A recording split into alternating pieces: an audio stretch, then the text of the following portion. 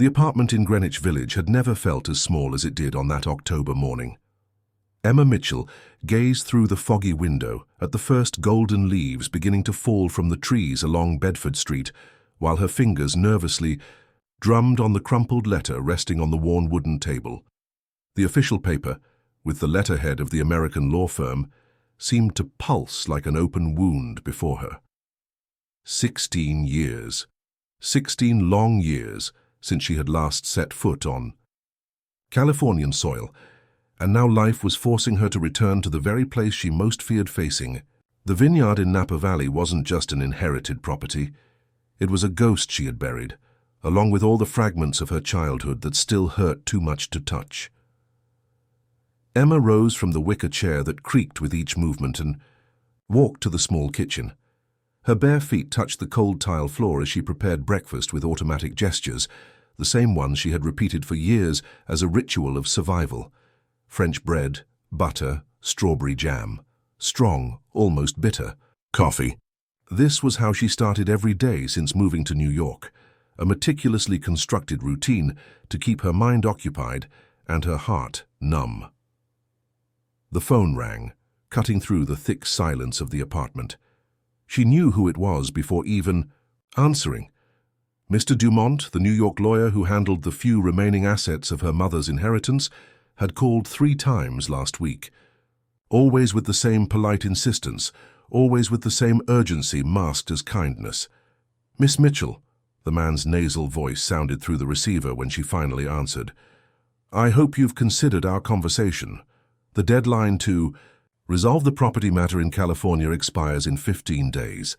If you don't appear in person—" "I know," Emma interrupted, her voice coming out harsher than intended. "I lose everything." "Exactly. And there's also the matter of the new investor who has assumed part of the debt. He's being quite insistent about a face-to-face meeting." Emma closed her eyes, feeling the familiar weight of anxiety settling in her chest like a stone. An investor, someone who had bought her debts as if they were stocks, someone who now had power over the last vestige of her family. The idea made her feel naked, exposed, as if she were being dissected by invisible eyes. "Who is he?" she asked, although part of her didn't want to know the answer. "An American businessman. Discreet, very discreet. We only know that he has a specific interest in your property." "Specific interest," she repeated, feeling a shiver run down her spine. "What kind of interest?" "That, Miss Mitchell, is something only he can clarify." When she hung up the phone, Emma stood motionless in the middle of the kitchen, staring at the letter on the table as if it might move on its own. She knew she had no choice. The money from translations barely covered rent and basic expenses. There were no reserves, no plan B. The vineyard was all that remained of the financial empire her mother had built during years of a career in theater before everything crumbled along with the plane that was taking her to a tour in South America. The vineyard, the property her mother had adored like a lost child, the place where they had spent their last happy summers before the tragedy. Emma couldn't even think of the name of the town without feeling her stomach twist. St. Helena, a small town in Napa Valley where time seemed to have stopped, where every stone carried memories she had spent years trying to forget. And to get there, she would need to fly.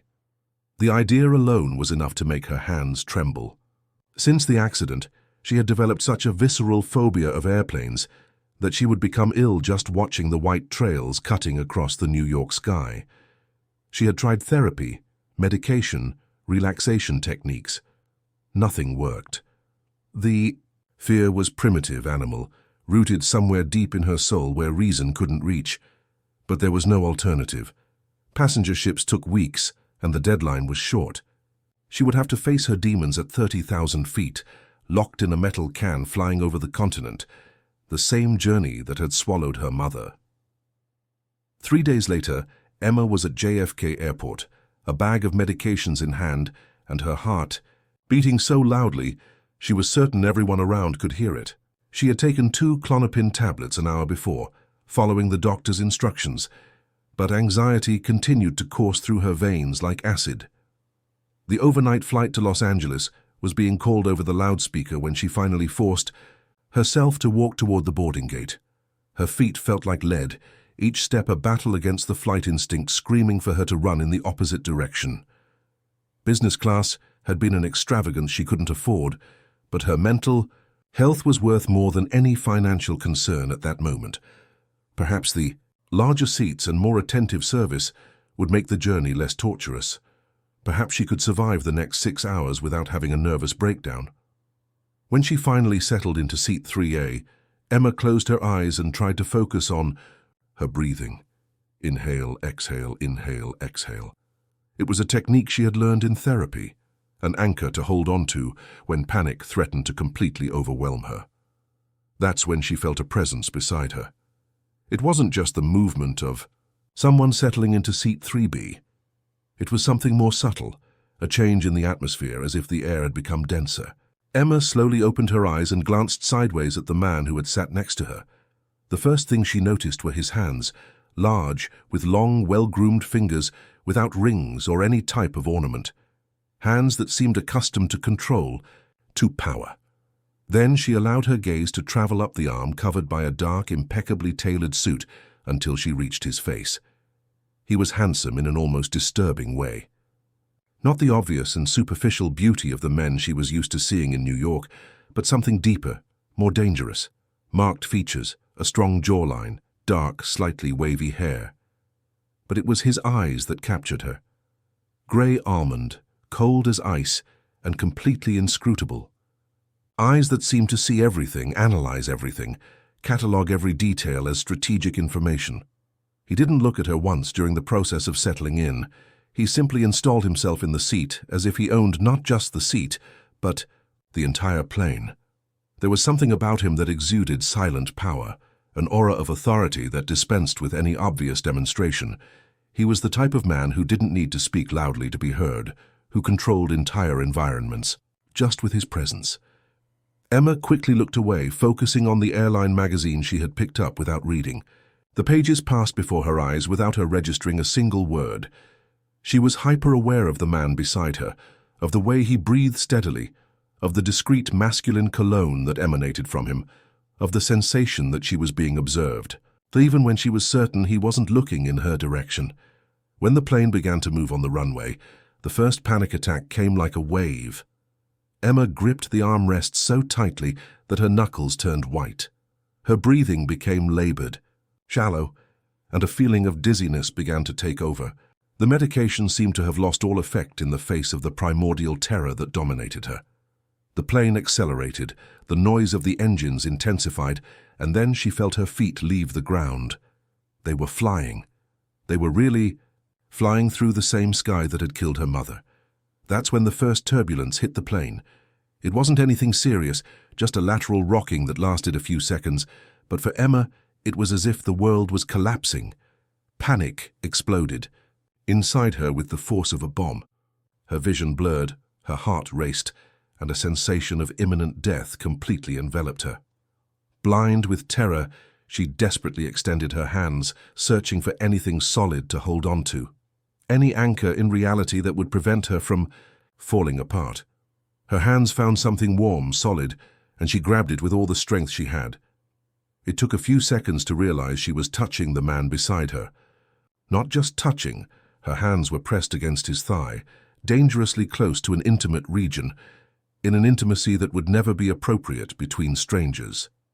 When the turbulence passed and she managed to open her eyes, she met his gaze. He hadn't moved, hadn't tried to remove her hands, hadn't made a sound. He just observed her with those icy eyes, a completely indecipherable expression on his face. The silence between them stretched for an eternity. Emma felt her face burn, a shame so intense that she wished the plane would actually crash just so she wouldn't have to deal with the situation. She withdrew her hands as if she had touched hot iron, stammering apologies in English, then trying to explain about the phobia, about the panic, about anything that would justify what had happened. He remained silent, just observing her with that penetrating gaze that seemed to pierce her soul. There was no judgment there, no disgust, no anger. There was something much more disturbing, a cold, calculating curiosity, as if she were an interesting problem he was trying to solve. "I'm sorry," she finally murmured, her voice coming out as a whisper. "I have a fear of flying. It wasn't intentional." He tilted his head slightly, an almost imperceptible movement, but one that somehow communicated that he had understood. Then, for the first time since he had sat down, he spoke. No need to apologize. His voice was deep, controlled, with an East Coast accent that she couldn't quite place. There was power in those words, natural authority, but also something more subtle, an implicit promise that he was in control of the situation, that she was safe. Emma nodded, still mortified, and turned toward the window. She spent the rest of the flight pretending to sleep, hyper-aware of every movement, of the man beside her, every breath, every change in position. He seemed to have the gift of filling spaces with just his presence, of making her feel small and exposed, even when he wasn't doing anything at all. When they finally landed in Los Angeles, she fled the plane without looking back, carrying with her the memory of those gray eyes and the disturbing sensation that the encounter had meant much more to him than she could imagine. 2 weeks later, sitting in the dusty office of the lawyer in San Francisco, Emma discovered that her intuition was correct. The investor who assumed part of the vineyard's debt has insisted on meeting you personally. The lawyer, a sweaty, overweight man named Dr. Anthony, explained as he leafed through a stack of papers. He has been quite specific in his demands. Specific how? Emma asked, an unpleasant sensation growing in her stomach. He wants you to go to the property for a face-to-face meeting. Alone, no lawyers, no intermediaries. Just the two of you. That's highly irregular, she protested. What kind of businessman? A very powerful one, Dr. Anthony interrupted, removing his glasses to nervously clean them. Ms. Mitchell, I'll be direct with you. This man bought your debt when any bank could have foreclosed on the property. He has the legal right to make practically any demand, and his demand is simple. You go there, talk to him, or lose everything. Emma clenched her fists in her lap, feeling anger and frustration bubbling inside her. She was being manipulated, forced to dance to the tune of a stranger who had decided to buy her life as if it were a commodity. "And what is this man's name?" she asked, though something in the back of her mind already knew the answer. Dr. Anthony consulted the papers once more, as if he wasn't sure. Ryan Walker. The name hit Emma like a punch to the stomach. The man from the plane, the man she had touched so intimately during the panic attack, the man who had remained silent, observing her with those icy eyes as if he had been waiting precisely for that moment. It wasn't a coincidence. Men like that didn't believe in coincidences. He had planned everything from the beginning, had bought her debt, had ensured she would be forced to return to California, had even managed to be on the same flight as her. But why?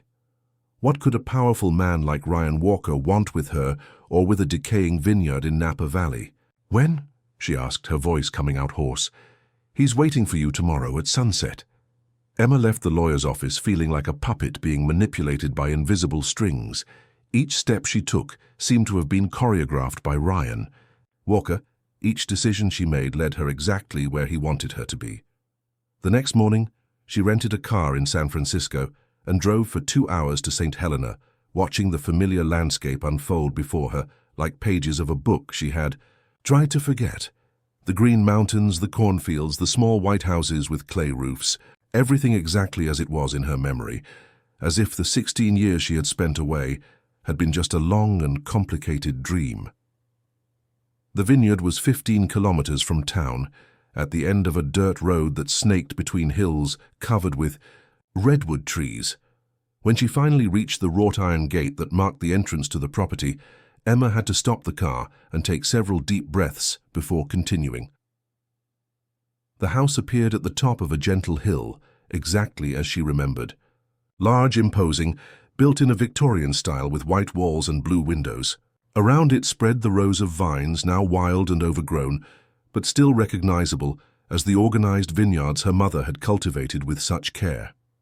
Emma parked the car in front of the main porch and got out slowly, her eyes scanning every detail of the property.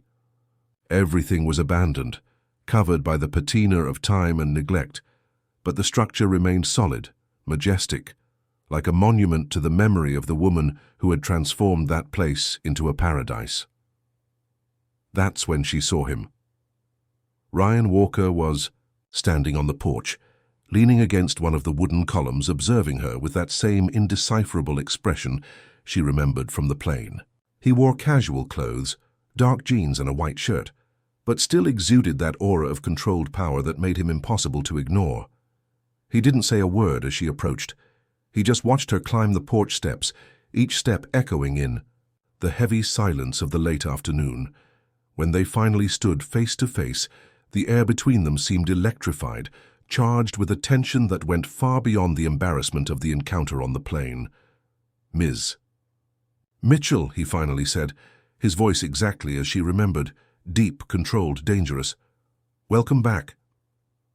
There was something in the way he pronounced her name, a familiarity that didn't make sense, that made her feel exposed and vulnerable, as if he knew much more about her than he should, as if there were shared secrets between them that she couldn't access. "Mr. Walker," she responded, forcing her voice to come out steady. "I appreciate you coming here, though I don't understand why this meeting couldn't have happened in an office." A slow, almost predatory smile curved his lips.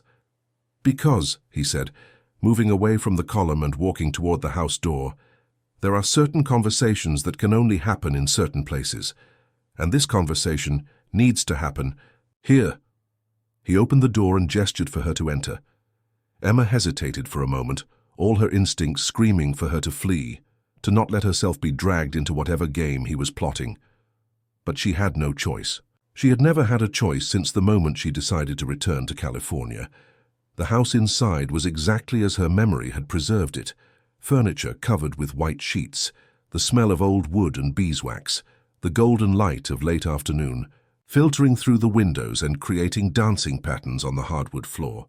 It was like entering a time machine, like being instantly transported to a time when she was just a happy child running down the hallways after her mother. "You remember," Ryan said behind her, and it wasn't a question. Emma turned to face him, finding him observing every nuance of her expression with that disturbing intensity. "I remember many things," she answered carefully, "but I don't remember you." That was true. As much as she tried, she couldn't fit his presence into any of her childhood memories. And a man like Ryan Walker was not easily forgotten. "Interesting," he murmured, walking around the room as if he knew every inch of it. "Perhaps because you were too young, or perhaps because certain memories are buried for being too painful." There was something threatening in the way he spoke, an implicit promise that secrets would be revealed, whether she wanted it or not. Emma felt a shiver run down her spine, but forced herself to maintain her composure. "What exactly do you want, Mr. Walker?"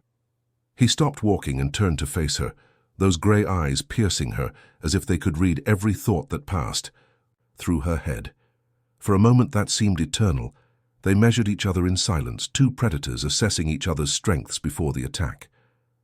"What I want," Ryan finally said, his voice low but charged with an intensity that made the air in the room seem heavier, "is very simple. I want you to stay here with me for 7 days. Emma blinked, certain she had heard wrong. "Excuse me." 7 days, here, in this house, with me. The proposal was so absurd, so completely outside any parameter of normality, that for a moment she was speechless.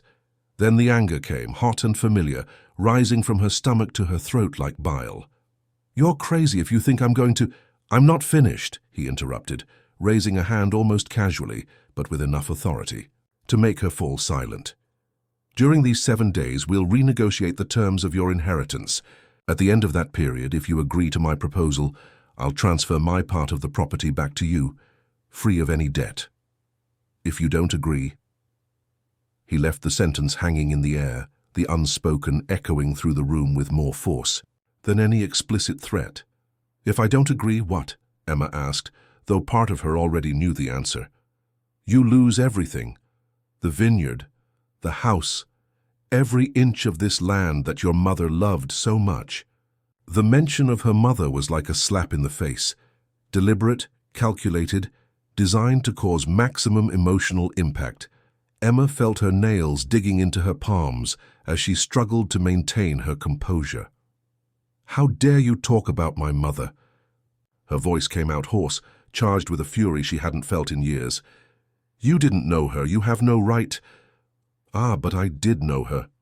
The words fell in the air like stones in still water, creating shockwaves that spread throughout the room. Emma felt the world tremble slightly around her, as if reality had shifted a few degrees off its axis. "That's impossible," she murmured, more to herself than to him.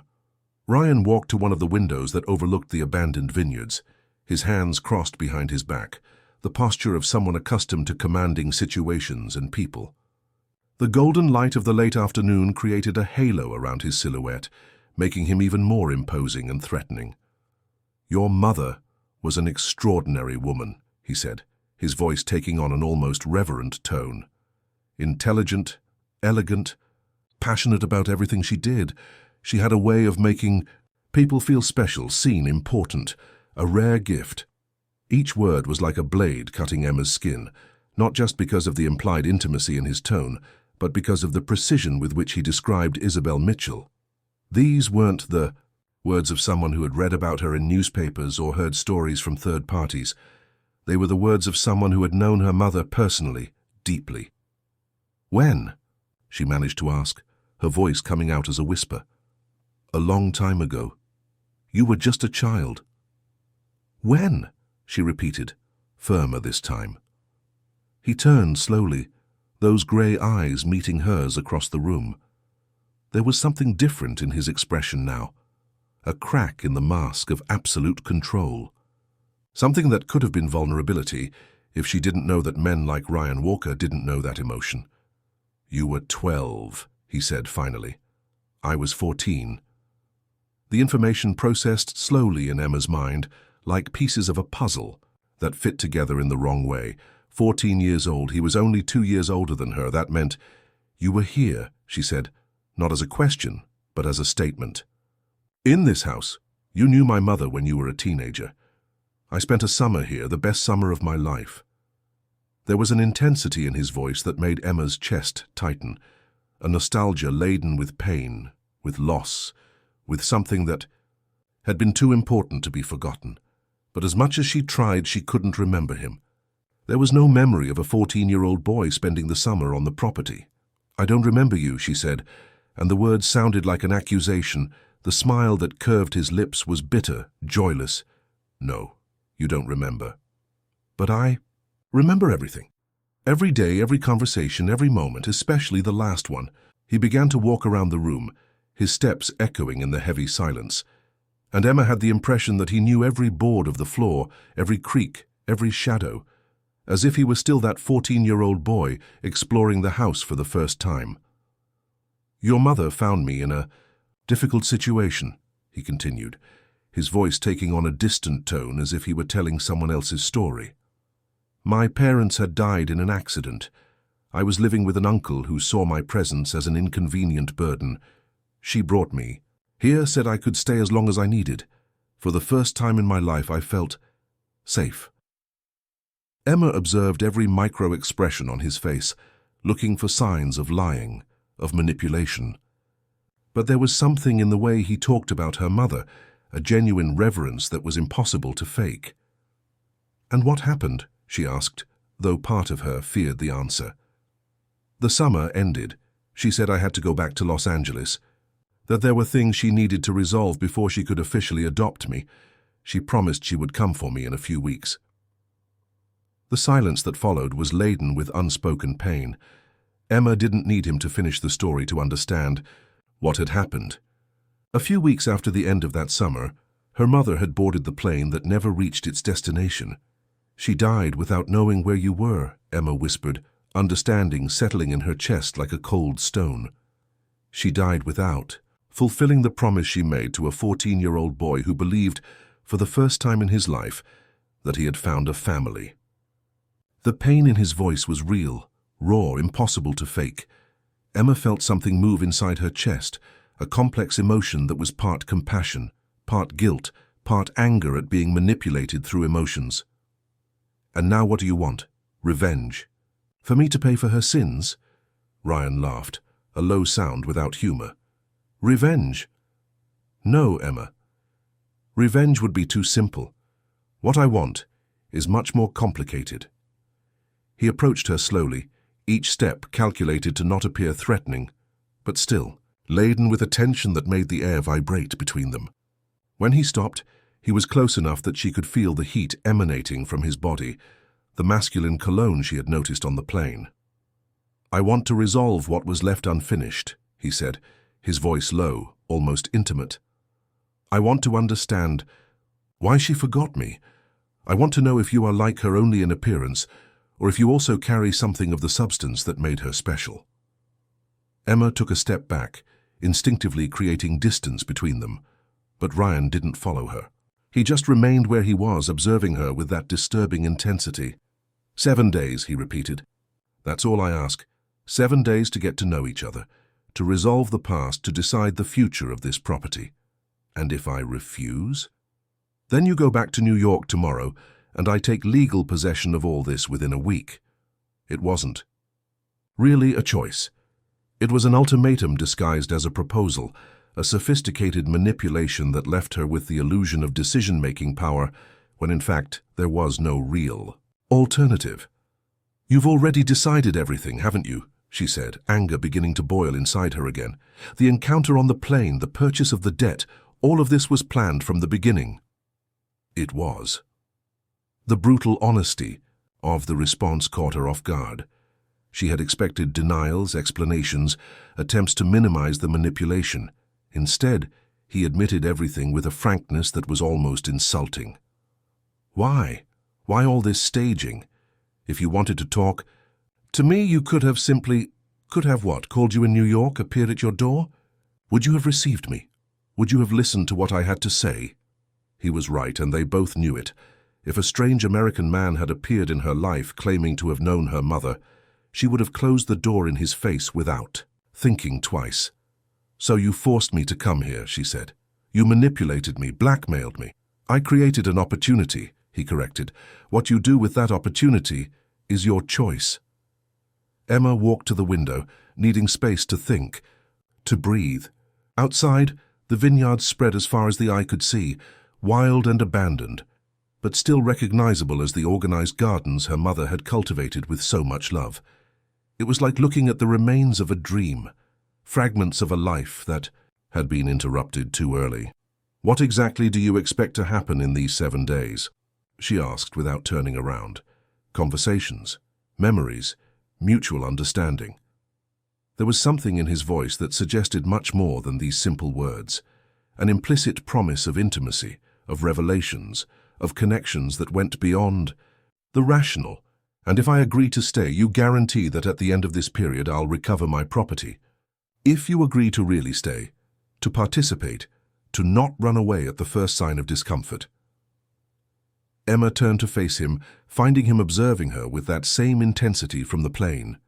As if she were a fascinating problem, he was determined to solve, define, participate. A slow, almost predatory smile curved his lips. Have dinner with me every night. Talk. Tell me about your life, your memories of this house. Allow me to tell you about mine. Be honest about what you feel, about what you think. Don't hide behind walls of ice. Walls of ice. It's what you do. What you've always done, I imagine. You protect yourself by keeping distance, controlling every interaction, every emotion. I saw it on the plane. I'm seeing it now. It's an efficient strategy, but it won't work with me. The observation was too precise, too intimate, as if he could see through all the defenses she had built over the years, as if he knew every mechanism she used to protect herself from the world. You don't know me, she said, but the words sounded weak even to herself. Not yet, but I will. It wasn't a hope. It was a promise. Emma closed her eyes, feeling the weight of the decision on her shoulders. Staying meant submitting to his psychological games, exposing herself in ways she hadn't done in years. Leaving meant losing forever the last vestige of the life she had shared with her mother. If I stay, she said finally, we establish rules. Such as separate rooms, privacy when I need it, and if at any moment I feel that you're abusing the situation, I leave immediately. Agreed. The quickness of his agreement made her suspicious. Men like Ryan Walker didn't easily accept limitations unless they had already planned to circumvent them. And you guarantee that at the end of the 7 days, regardless of what happens, you'll transfer your part of the property to me. I guarantee it. I want that in writing. He laughed, a low and genuinely amused sound. You don't trust me? Not one bit. Smart. I'll prepare the document tomorrow. Emma nodded, feeling as if she were signing a pact with the devil, but she had no real choice, had never had one since the moment she decided to return to California. Very well, she said. 7 days. 7 days, he repeated, and there was satisfaction in his voice, as if he had just won the first hand of a very long game. The sun was setting when they finished discussing the practical details. Ryan had brought provisions and a generator to provide basic electricity for the house. He had also hired a woman from town to clean and arrange the main rooms so that the stay would be minimally comfortable. Emma chose the room that had been hers in childhood, a room on the 2nd floor, with a view of the vineyards. The room was exactly as she remembered. Yellow walls, a single bed with a wooden canopy, a small desk by the window where she used to spend hours drawing and writing in her diary. Finding the room preserved was an emotional shock she hadn't anticipated. Every object, every piece of furniture, every detail was exactly in the same position, as if her mother had been expecting her to return at any moment. There were even some of her children's books still on the shelf, and dolls she had forgotten existed carefully arranged on the dresser. When she went down for dinner, Ryan was in the kitchen preparing a simple meal. He had changed from the dress shirt to a black t-shirt that accentuated the musculature of his torso, and his hair was slightly disheveled, giving him a younger, less formal appearance. Even so, the aura of controlled power remained, as if it were an integral part of his personality. I didn't know you cooked, Emma commented, sitting at the solid wood table that dominated the center of the kitchen. I learned early. Necessity, not hobby. There was a story there, probably related to the death of his parents and the difficult years he had mentioned, but she didn't ask. She was still processing the revelations of the day, still trying to fit his presence into her childhood memories. The meal passed in relative silence, punctuated only by occasional comments about the food or about the changes the property had undergone over the years. Ryan was a competent cook, she had to admit. The pasta was perfectly al dente. The sauce balanced, the wine he had chosen complemented the flavors without dominating them. It was only when they finished eating and he served coffee that the conversation deepened. Tell me about New York, he said, leaning back in his chair with the air of someone who had all the time in the world. What do you want to know? Everything. What it was like living there, why you chose to stay, what you miss about California. Emma hesitated. Talking about her life in New York meant revealing things she kept carefully guarded, exposing vulnerabilities she preferred to keep hidden.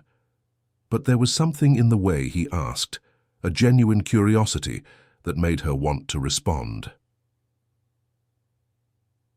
New York was a refuge, she said finally, a place where I could be anonymous, where no one knew my story or expected me to be the daughter of the great Isabel Mitchell. You resent her fame. I resent the shadow she casts. Throughout my childhood I was Isabel's daughter, never just Emma. In New York, for the first time, I managed to be just myself. And who are you when you're just yourself? The question caught her off guard. It was simple on the surface, but laden with deep implications. Who was she really when stripped of all the identities she had constructed to protect herself? I don't know if I know anymore, she admitted. I've lived so long trying not to be my mother that I forgot how to be myself. And what are you afraid of? Of what? She asked, though she knew exactly what he was talking about. Of discovering that you're more like her than you'd like to admit. The words hit an exposed nerve. Emma felt her face heat up, a mixture of anger and recognition settling in her chest. You don't know me well enough to make that kind of observation. Perhaps not, but I know enough to recognize the patterns, the way you distance yourself when things get too intimate, The way you control every word, every expression. It's exactly what your mother did when she felt threatened. My mother didn't feel threatened by anything. Your mother felt threatened by everything, especially by real connections, by people who could see through the public persona she had created. Emma set the coffee cup on the table with more force than necessary. You're talking about her as if you knew her intimately. It was just a few weeks of a summer 20 years ago. Sometimes a few weeks are enough to know someone better than years of superficial coexistence. There was an intensity in his voice that made her suspect he wasn't just talking about her mother, as if there were layers of meaning in the words, as if he were establishing the rules of a game she didn't yet completely understand. "And what else do you think you know about me?" she asked, part curious, part challenging. Ryan leaned forward, resting his elbows on the table, those grey eyes studying her with the same intensity with which a scientist observes a fascinating sample. "I think you've spent the last 16 years running, not just from California, but from anything that might force you to feel deeply. I think you chose translation because it allows you to live through other people's words without ever having to expose your own. I think you live alone, have few close friends, and have never allowed yourself to truly fall in love because that would require lowering your defenses." Each word was a precise arrow, hitting truths she had never admitted even to herself. The precision of the observations was disturbing, almost invasive. "You're wrong," she said, but her voice came out less convincing than intended. "Am I?" The challenge in his voice made her mentally retreat. She didn't want to continue that conversation, didn't want him to continue dissecting her life as if she were an interesting specimen. "I'm tired," she said, rising from the table. "It's been a long day." Ryan nodded, but she could feel the weight of his gaze as she walked toward the stairs. "Emma." She stopped on the first step without turning around. "Tomorrow, we'll go to the vineyards. There are things there you need to see." There was something in his voice, an implicit promise of revelations, that made her shiver. But she just nodded and went up to her room, closing the door behind her with more force than necessary. That night, Emma stayed awake until very late, staring at the ceiling and trying to understand exactly what she had gotten herself into. Ryan Walker was much more dangerous than she had imagined. Not just because of the financial power he exerted over her situation, but because of the way he could read through all her defenses, as if she were an open book to him.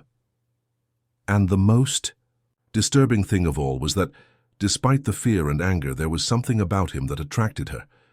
An intensity, a depth of emotion that she hadn't found in anyone for years. It was as if he carried within him the same emotional fever that had consumed her mother, the same voracious passion that transformed everything it touched. But passion had destroyed her mother, and Emma had no intention of following the same path. Emma woke with the first ray of sunlight filtering through the yellow curtains of her childhood room. For a moment she was disoriented, thinking she was 12 years old again and that her mother would appear at any moment to call her for breakfast. Then reality settled in like a cold stone in her stomach. She was back at the vineyard, trapped, for a week with a man who knew secrets about her family that she herself had forgotten. The smell of coffee rose up the stairs, mixed with the aroma of toasted French bread. Ryan was already awake, probably for hours preparing for whatever he had planned for that day. The idea of facing him again after the conversation of the previous night made her want to hide under the sheets until the 7 days magically passed. But hiding had never been a real option in Emma's life. She had learned early that cowardice only prolonged suffering. Better to face the demons head-on, however frightening they might be. She took a quick shower in the adjacent bathroom, noting that someone had provided high-quality feminine hygiene products, more evidence of Ryan's meticulous planning. He had anticipated every need, every detail, as if he were orchestrating a military campaign instead of a simple business meeting. When she went down to the kitchen, she found Ryan sitting at the table, already dressed for the day in faded jeans and a white cotton shirt with the sleeves rolled up.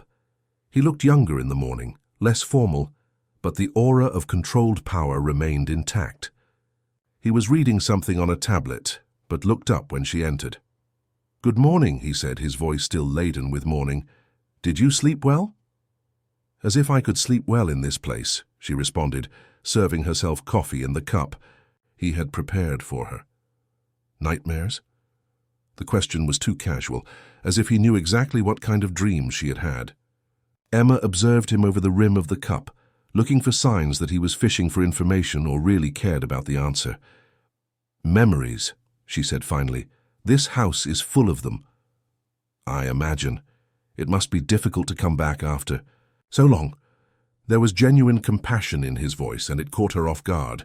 She was prepared for more psychological games, more subtle provocations. She wasn't prepared for kindness. It is, she admitted, sitting at the table. More difficult than I expected. Ryan closed the tablet and focused entirely on her, those grey eyes studying every nuance of her expression. It was an intense, almost invasive attention, but not unpleasant. As if she were the only person in the world at that moment. Your mother used to sit in that same chair every morning, he said, discreetly pointing to where she was sitting, always with her hair tied in a messy bun, always with a cup of coffee. That was too strong. She would look at the vineyards and plan the day. The image was so vivid, so precise, that Emma felt a pang of longing pierce her chest like a blade. She could see her mother exactly as Ryan described, could almost hear the musical laugh that echoed through the kitchen during those golden summers of childhood. You remember a lot of details for someone who was here 20 years ago. Some memories are engraved more clearly than others, especially when they're important. There was weight in his words, an implication that that summer had meant much more to him than she could understand. Emma wondered what kind of life he had led before arriving at the vineyard, what kind of deficiencies a 14-year-old boy could have that would make a few weeks with a stranger so significant. Tell me about that summer, she said, surprising herself with her own curiosity. How did you get here? Why did my mother bring you? Ryan leaned back in his chair, his eyes becoming distant, as if he were looking through time at a younger version of himself. I was living with my uncle in Los Angeles, a bitter man who saw my presence as an inconvenient obligation. I was an angry teenager, revolted against the world, creating problems whenever possible. One night, I ran away from home and ended up sleeping on the street, near the theater where your mother was doing a play. He paused as if deciding how much to tell. She found me the next morning, soaked from the rain, shivering with cold, and too proud to ask for help. Instead of calling the police or social services, she took me for coffee, gave me food, and simply talked to me. Not like an adult talking to a troubled child, but like one person talking to another. Emma could imagine the scene. Her mother had always had a maternal instinct that extended beyond her own daughter, an ability to identify lost souls and offer shelter. It was a trait that had made Isabel Mitchell beloved by colleagues and admired by the public, but had also placed her in complicated situations throughout her life. And she brought you here. Not immediately. First, she took me back to my uncle, but kept in touch. She called every week, showed up now and then to see how I was doing. When the school semester ended, she asked if I'd like to spend the holidays in wine country with you. All. And you accepted. I would have followed your mother to the ends of the earth at that point. She was the first person in years who saw something in me beyond a burden. The vulnerability in his voice was disconcerting. Emma was accustomed to the controlled, manipulative Ryan, always 2 steps ahead of any situation. Seeing this crack in the armor made him more human but also more dangerous. It was easier to defend against a clear enemy than against someone who aroused compassion. And how was it? The summer, I mean. A genuine smile, the first she had seen, illuminated his face. And magical. Your mother put me to work in the vineyards. Said physical labor would be good for channeling all that teenage anger. I would wake up before the sun to help with the harvest, spend the days learning about viticulture, about the land, about how to transform something wild into something beautiful and useful. He got up and walked to the window that overlooked the abandoned vineyards. At night she taught me about literature, about theater, about art. She said a man needed to nourish both the body and the mind to be complete. She was patient with my ignorance, generous with her knowledge. For the first time in my life I felt valued. Emma observed his profile against the morning light, noting the tension in the muscles of his shoulders, the way his hands closed slightly when talking about the past. There was pain there, well hidden but real. "And me?" she asked. "You said I was 12. I don't remember you, but you must remember me." Ryan turned, those grey eyes meeting hers across the kitchen. "You were a strange child, too serious for your age, always observing everything with those enormous eyes, as if you were cataloguing every detail to use later. You spent hours writing in your diary, drawing, inventing stories. You observed what I did? It was hard not to observe. You had a striking presence, even at 12, an intensity that resembled your mother's, but tempered with something more.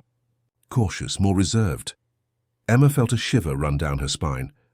The idea that he had been observing her throughout that entire childhood made her feel retroactively exposed, as if she discovered she had been photographed without knowing for years.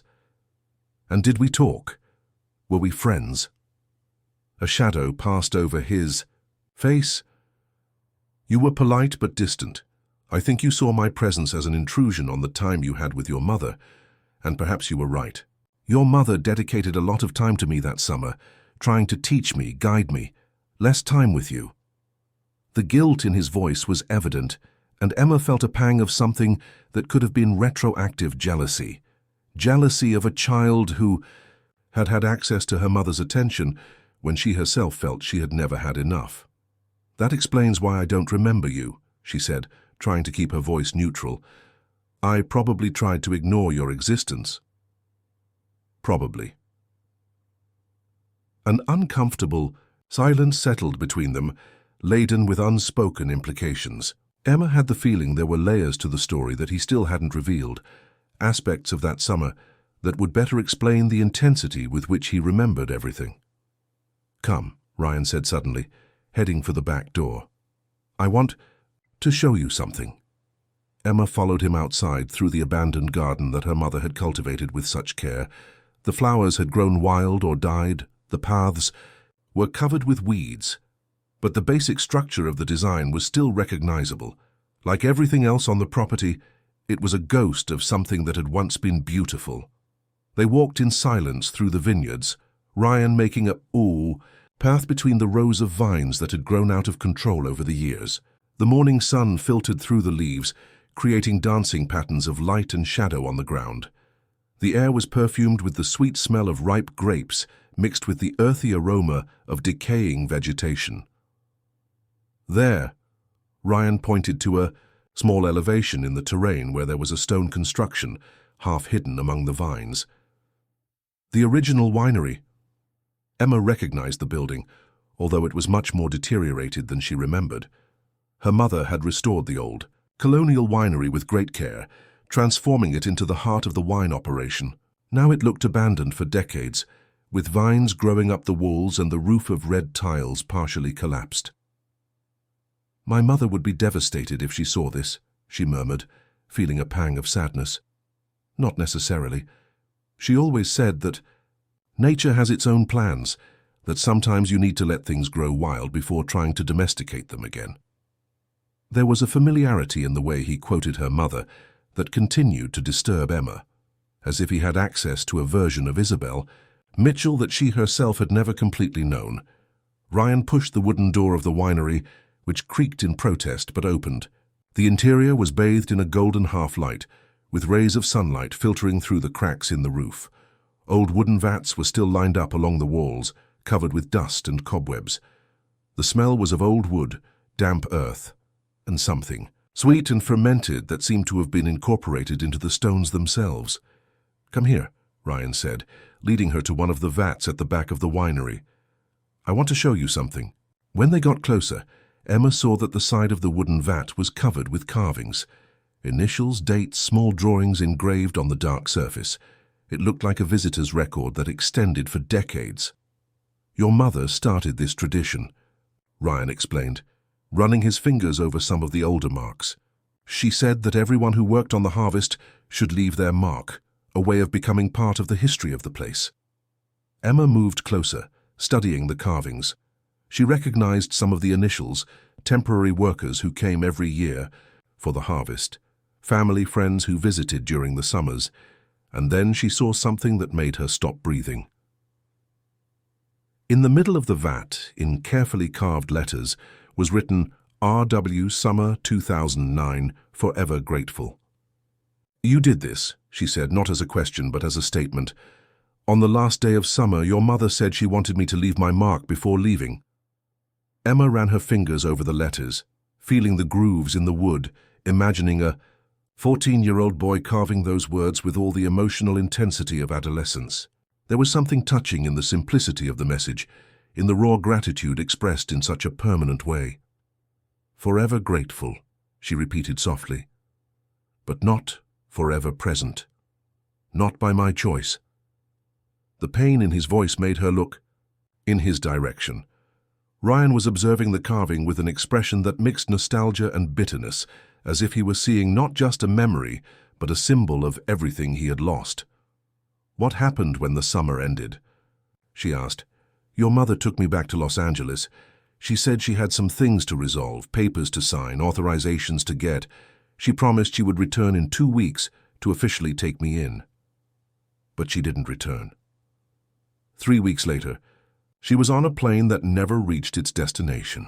Emma closed her eyes, feeling the familiar weight of guilt settling in her chest.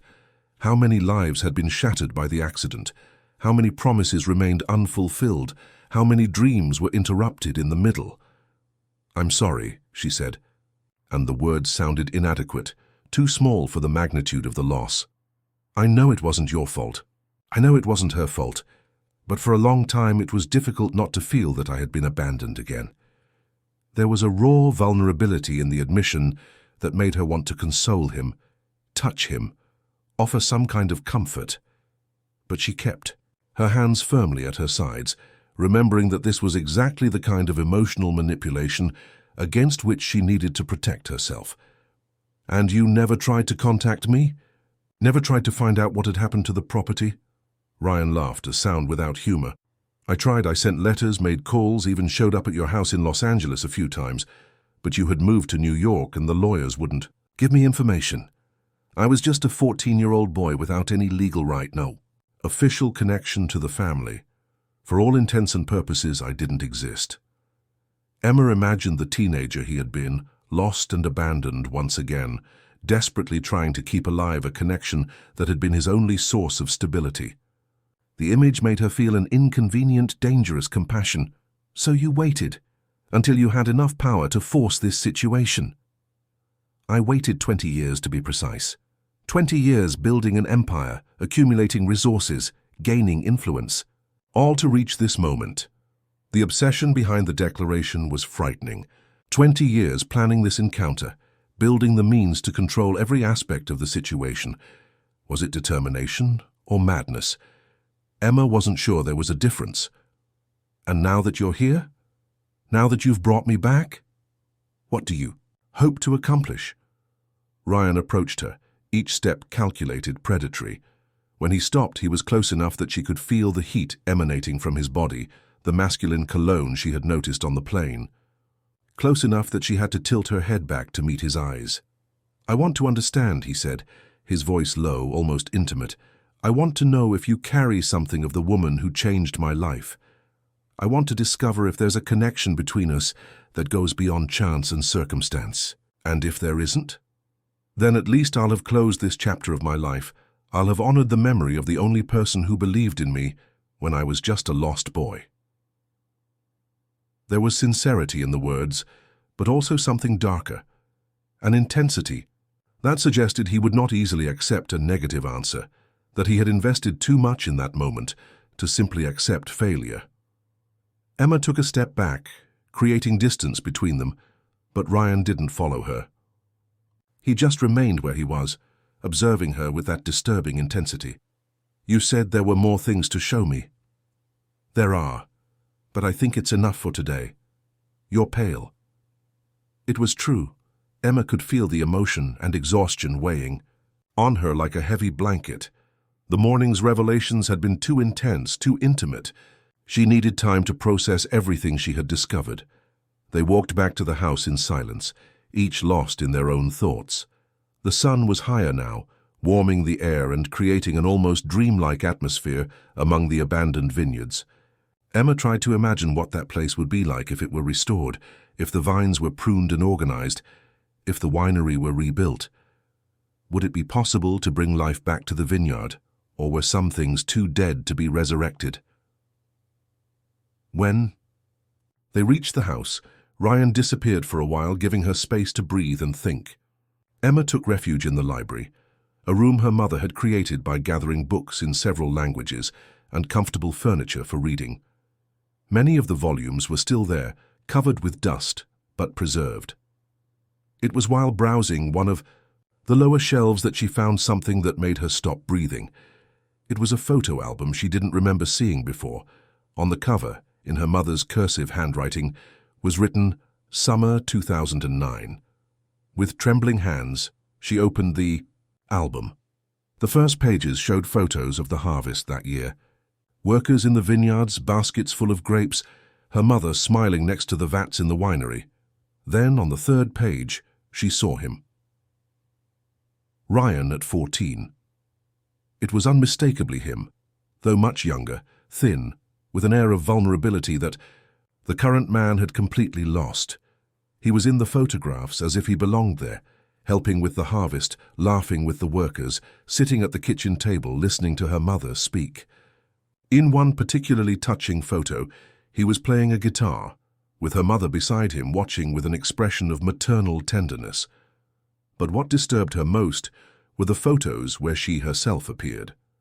Emma at 12, always on the periphery of the groups, always observing from a distance with a serious and slightly suspicious expression. In several photos, she was clearly looking at Ryan with a mixture of curiosity and resentment that she could now recognize retroactively. There was one photo in particular that made her stop breathing. It was her and Ryan sitting on the porch of the house, apparently talking. She didn't remember the occasion, but the body language was revealing. He talking animatedly, gesturing with his hands, while she listened with a reluctant but genuine attention. How was it possible not to remember any of this? How had such a significant presence been completely erased from her memory? Found something interesting? Ryan's voice behind her made her start. She was so absorbed in the photographs that she hadn't heard his steps. When she turned, she found him observing the album in her hands with an indecipherable expression. "You knew this was here," she said, not as a question. "I hoped it would. Your mother documented everything." Emma held the album against her chest as if she were protecting something precious. "How is it possible that I don't remember any of this?" Sometimes the mind protects us from memories that are too complicated to process at the time. You were a child dealing with changes you didn't completely understand. What changes? Ryan hesitated, as if deciding how much to reveal. Your mother was thinking about making significant changes in her life that summer. Changes that would include you, that would include me. I think you felt the tension even without understanding what was happening. What kind of changes? That's a conversation for later, when you're ready to hear the whole truth. His evasiveness frustrated her, but Emma was emotionally exhausted to insist. The photographs had awakened something inside her, a restlessness she couldn't name. It was as if a door that had remained closed for 20 years was beginning to open, letting escape fragmented memories that she couldn't completely organize. "I'll leave you with your memories," Ryan said, heading for the door. "Lunch will be ready in an hour." When he left, Emma turned her attention back to the album, studying each photo with an almost obsessive intensity. Somewhere in those images was the key to understanding not only what had happened that summer, but why her mind had chosen to forget. The afternoon passed in a haze of discoveries and confusion. Each page of the album revealed more evidence of a period of her life that had been completely erased from conscious memory. There were photos of a birthday party, apparently hers, though she didn't remember the celebration. There were images of outings in town, of picnics in the vineyards, of afternoons in the library with Ryan and her mother reading together. It was like discovering she had lived a parallel life of which she had no memory. When she finally went down for lunch, she found Ryan preparing a salad with ingredients he had brought from town. He seemed relaxed, domestic, very different from the ruthless businessman she had met on the plane. But Emma knew that appearances could be deceiving. Men like Ryan Walker were masters at showing only what they wanted to be seen. "I found the album," she said, placing it on the table. "And what did you think?" "That my memory is much less reliable than I thought." Ryan nodded, as if he expected exactly that response. The human mind is surprisingly selective about what it chooses to preserve, especially when it comes to complex emotions. "What emotions?" He looked at her for a long moment, as if assessing whether she was ready for the truth. "You were in love with me that summer," he said finally, his voice gentle but firm. "And I was in love with you." The words hit Emma like a punch to the stomach. She opened her mouth to deny, to protest, but no sound came out, because deep down, something in her recognized the truth in his words. "We were children," she finally managed to say. "We were." But that didn't make the feelings less real, less intense. For a 12-year-old child, that was probably the first experience of romantic attraction, and for a 14-year-old teenager who had never felt valued by anyone, it was overwhelming. Emma sat heavily in a chair, trying to process the information. Fragments of memories began to form in her mind. The sensation of butterflies in her stomach when she saw Ryan in the morning, the way she paid attention to every word he said, the jealousy she felt when her mother dedicated time to him. "Why did I forget?" "Because when the summer ended and I left, it was your first experience of heartbreak. And then, a few weeks later, your mother died. It was too much trauma for a child to process. Your mind simply erased everything that was connected to that period." The explanation made sense in a way that was simultaneously revealing and devastating. Emma had spent her entire adult life believing that she had never truly fallen in love, that there was something missing in her that prevented her from forming deep connections. Discovering that her first experience of love had been so traumatic that her mind had completely blocked it explained a lot about the patterns she had developed. "Over the years, and now?" she asked. "Now that I know the truth?" Ryan approached her, stopping beside her chair. When he spoke, his voice was laden with an intensity that made her shiver. "Now we discover if there's still something between us, if that connection from 20 years ago can be rebuilt, or if it was just the fantasy of two children who didn't know how to distinguish between love and need." Emma raised her eyes to meet his, and what she saw there made her swallow hard. There was desire, yes, but also something deeper, an emotional need that went far beyond the physical, a hunger for connection that had been fed by 2 decades of absence. "And if the answer is that there's nothing," she asked, though her own voice sounded unconvincing. Ryan extended his hand and lightly touched her face, his thumb tracing the line of her jaw in a gesture that was simultaneously tender and possessive. "Then at least, we'll know the truth," he said, "but I don't think that's the answer we'll find." Before Emma could respond, he moved away, leaving her alone with her heart beating out of control and her skin still tingling where he had touched. The rest of lunch passed in a silence laden with tension, each accidental glance, each brushing of fingers as they passed plates, creating waves of electricity she couldn't ignore. The afternoon brought a sudden storm, common in the region during summer. Emma was in the library again, trying to concentrate on a book when the first thunders echoed through the house. At first, they were just distant noises, but gradually they approached until the windows trembled with the force of the sound. That's when the lights went out. The generator had failed, leaving the house plunged in almost total darkness. Emma felt the familiar panic begin to grow in her chest, the same sensation of claustrophobia that dominated her whenever she felt trapped or out of control.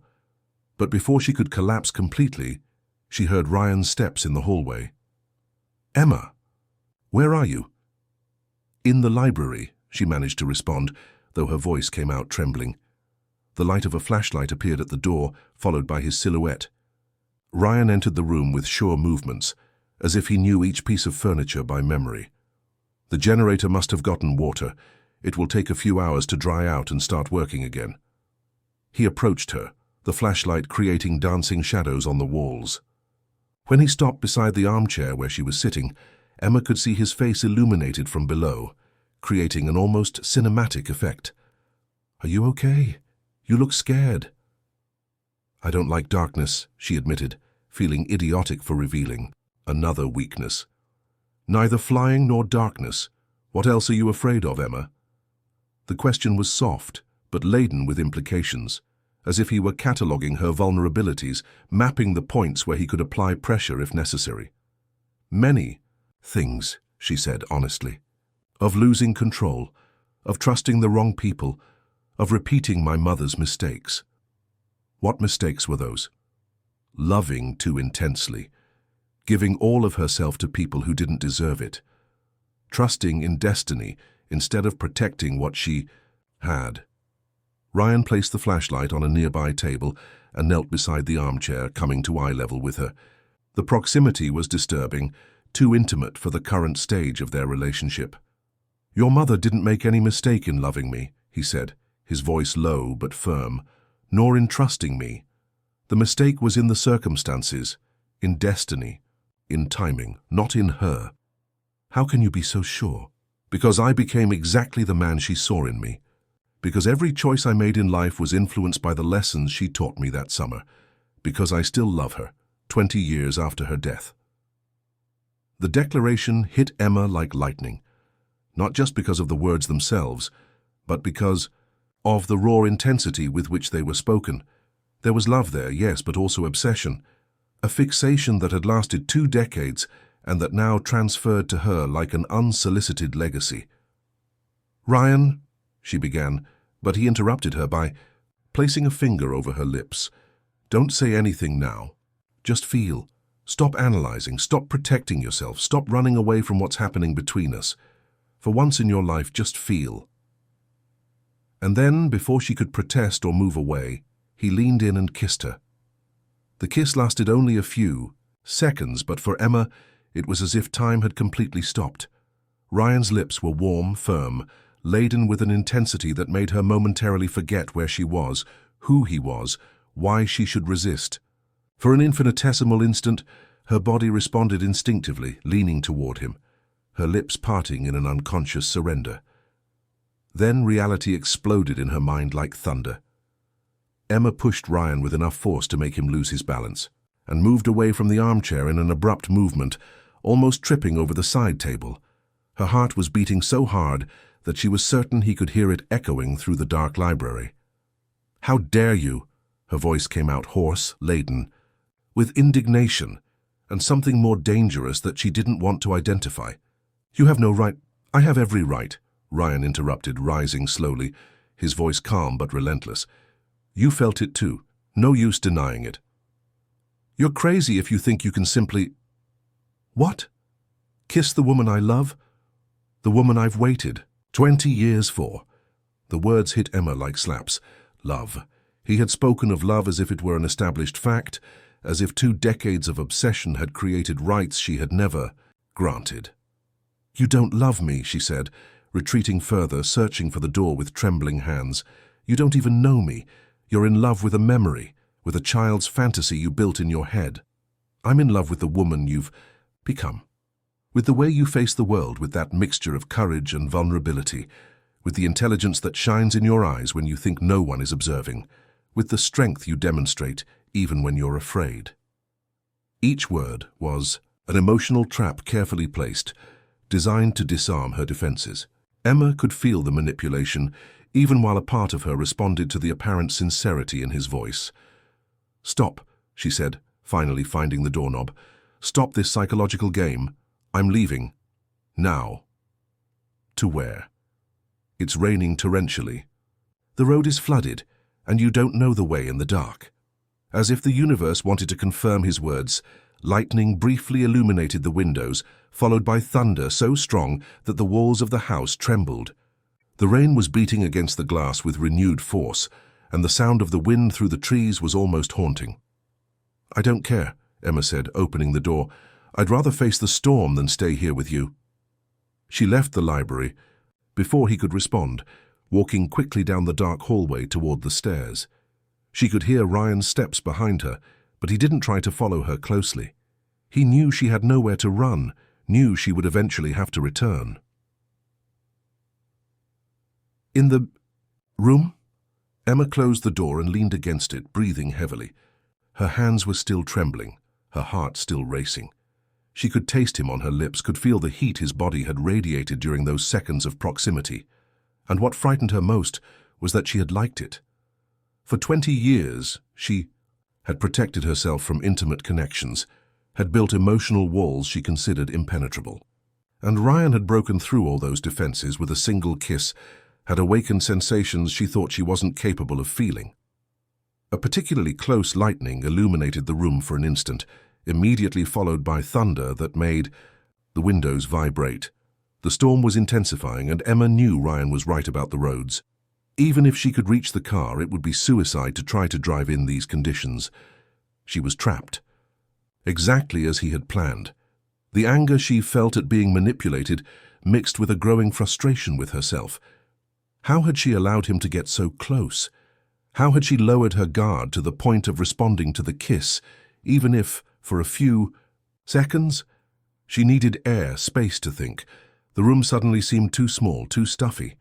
Without thinking of the consequences, she opened the window that led to the side veranda of the house. The rain immediately began to enter, wetting the windowsill and part of the floor. But the fresh air was a welcome relief. That's when she heard a strange noise coming from below. It wasn't the sound of rain or wind. It was something metallic, repetitive, as if someone were messing with a lock or a rusty hinge. Emma leaned out the window, trying to locate the source of the sound. The veranda covered a part of the house she didn't remember exploring in childhood. It seemed to be an extension of the back, perhaps an old service area or storage. The sound was definitely coming from there, and there was a faint light moving among the shadows. Ryan. What the hell was he doing out there in the storm? Curiosity won over prudence. Emma grabbed a raincoat she had found in the closet and left the room silently. She went down the secondary stairs that led to the back of the house, taking care not to make noise. If Ryan was doing something he didn't want her to know about, it was exactly the kind of information she needed to better understand what kind of man she was dealing with. The back door was ajar, swinging slightly with the wind. Emma carefully opened it and peeked outside. The rain was diminishing slightly, but was still strong enough to make visibility limited. She could see the light of Ryan's flashlight moving in a small building attached to the main house. Covering herself with the raincoat, she went out into the rain and silently approached the building. It was a kind of secondary cellar or storage, with a heavy wooden door that Ryan had managed to open. Through the opening, she could see him messing with old boxes and chests, as if looking for something specific. Emma positioned herself to observe without being seen, protected by the darkness and the sound of the rain. Ryan moved with purpose, not as someone randomly exploring, but as someone who knew exactly what he was looking for. There was something in his posture, in the concentrated way he examined each item, that suggested familiarity with the place. He had been there before. Recently. The discovery made her freeze. When Ryan had mentioned he was waiting for her at the ISA, for Vineyard, Emma had assumed he had arrived that day. But what if he was lying? What if he had been investigating the property for weeks, months, preparing the ground for the encounter? Ryan opened a large chest of dark wood and began removing documents, examining them in the light of the flashlight.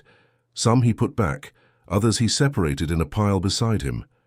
He was looking for something specific, and apparently knew where to find it.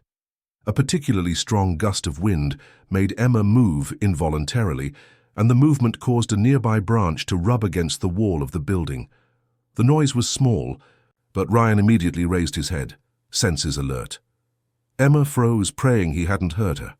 For a few tense seconds, Ryan remained motionless, observing the darkness around him.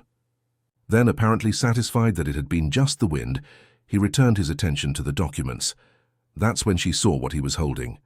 Even at a distance and in the faint light of the flashlight, Emma recognized her mother's elegant handwriting.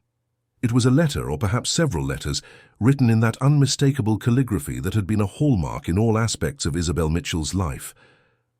Ryan was reading her mother's private correspondence, documents that rightfully belonged to her, that she should have discovered along with him if it really were a matter of resolving the past together. The betrayal was total. Not only had he manipulated the situation to bring her there, but he had used the time alone to search the property for evidence that could give him psychological advantage. Every conversation, every seemingly spontaneous revelation had been carefully orchestrated based on information he had collected without her knowledge. Emma retreated silently, her heart beating furiously. She needed to return to the house before he finished what he was doing. She needed to think, to plan, to figure out how to turn the game in her favor. But when she turned to run back, she slipped in the mud formed by the rain. The fall was inevitable and noisy, and this time there was no way to hide her presence. "Emma?" Ryan's voice came from the building, laden with surprise and something that could have been irritation. In seconds, the flashlight was sweeping the area where she had fallen. There was no way to flee now. Emma rose slowly, the raincoat soaked and covered with mud, her hair stuck to her face. When Ryan appeared at the door of the building, she faced his gaze with all the dignity she could muster. "What are you doing here?" he asked, but the tone wasn't of someone who had been caught in the act. It was of someone irritated at being interrupted. "I could ask you the same thing," Emma replied, pointing to the documents he still held in his hand. "You're rummaging through my inheritance without permission." "This property is also mine, legally speaking. I have the right to explore what's in it." "You have the right to explore, not to hide discoveries from me." Ryan observed her for a long moment, as if assessing how much she had seen, how much she knew. Then, to her surprise, he smiled. "You're right. Come, since you're here. There are things you need to see." The sudden change in attitude caught her off guard. Emma had expected denials, attempts to minimize what he was doing. Instead, he was inviting her to join him, as if that had always been the intention. "What are those letters?" she asked, reluctantly following him into the building. "Correspondence from your mother that was never sent. Some are for you, others—" He hesitated, as if he wasn't sure how to continue. "Others are for me." The air inside the building was damp and laden with the smell of old wood and aged paper. Ryan had lit some old candles he had found, creating an almost gothic atmosphere among the dancing shadows. The open chest revealed piles of documents, photographs and personal objects that Isabel Mitchell had kept over the years. "Letters for you?" Emma repeated, trying to process the information. "Written when?" "After the end of that summer. She continued writing to me even after I left. But she never sent them."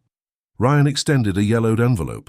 On the front, written in her mother's elegant handwriting, was, "For Ryan, my dear lost boy." Emma took the envelope with trembling hands. It was heavy, indicating several pages. The date on the postmark that had never been used showed a week before the accident. "You can read it," Ryan said, observing every micro-expression on her face. "She wrote, knowing that you would eventually discover it." With her heart beating uncontrollably, Emma opened the envelope and began to read. "My dear Ryan, I know you're confused and hurt because I haven't returned to get you as I promised.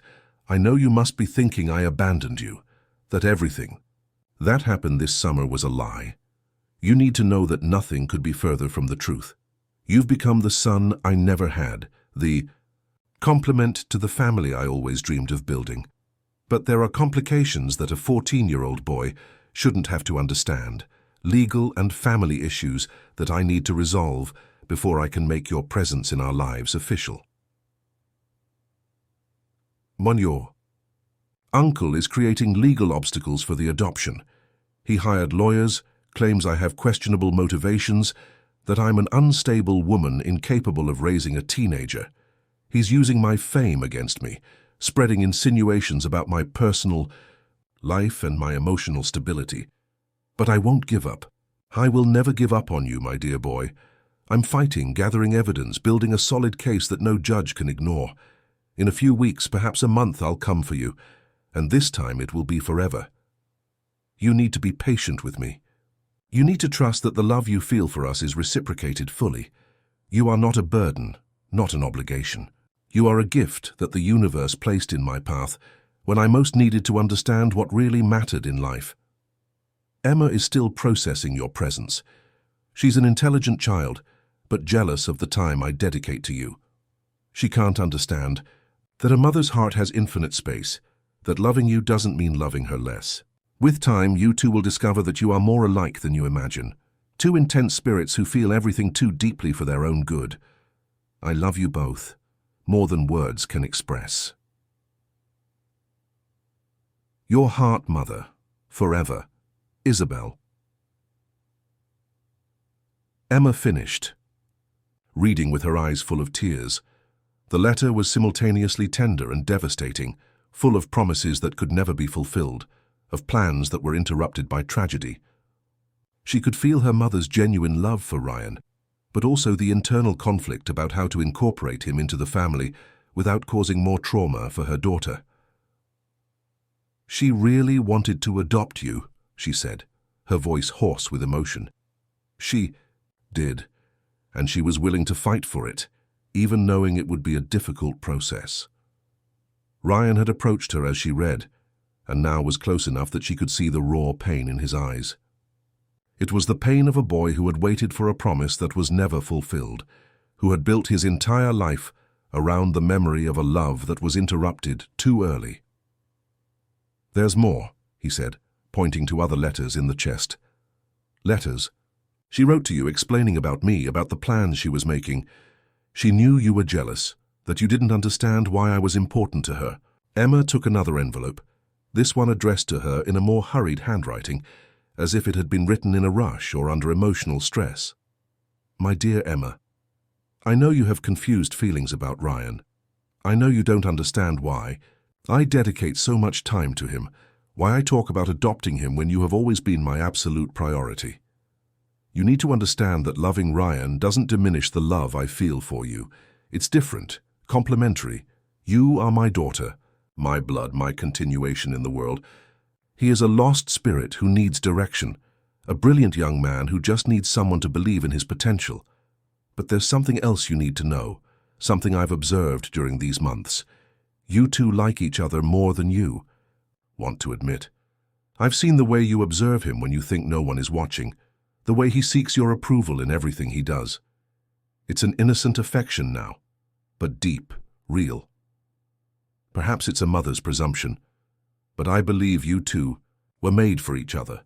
Two intense temperaments that balance each other, two souls that instinctively recognize each other.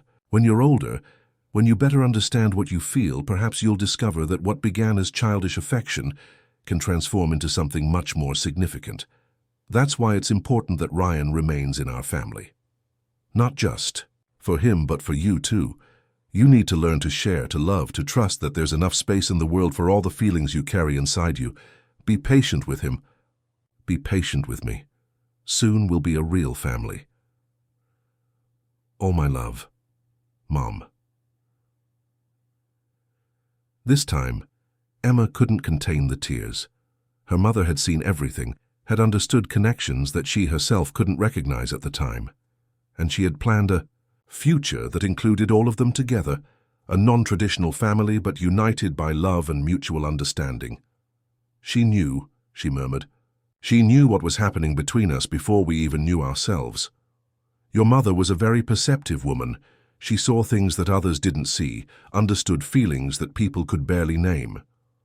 Ryan moved closer, and this time Emma didn't retreat. There was something in the intimacy of the moment, in the vulnerability of the revelations that made physical proximity almost inevitable. That's why you waited so long, she said. That's why you set up this whole situation. It wasn't just your obsession. You believed you were fulfilling her plans. I believed I was honoring her memory, that I was doing what she would have wanted me to do. And now, after reading this, after knowing the whole truth, Ryan raised a hand and gently touched her face, his thumb tracing the line of a tear that ran down her cheek.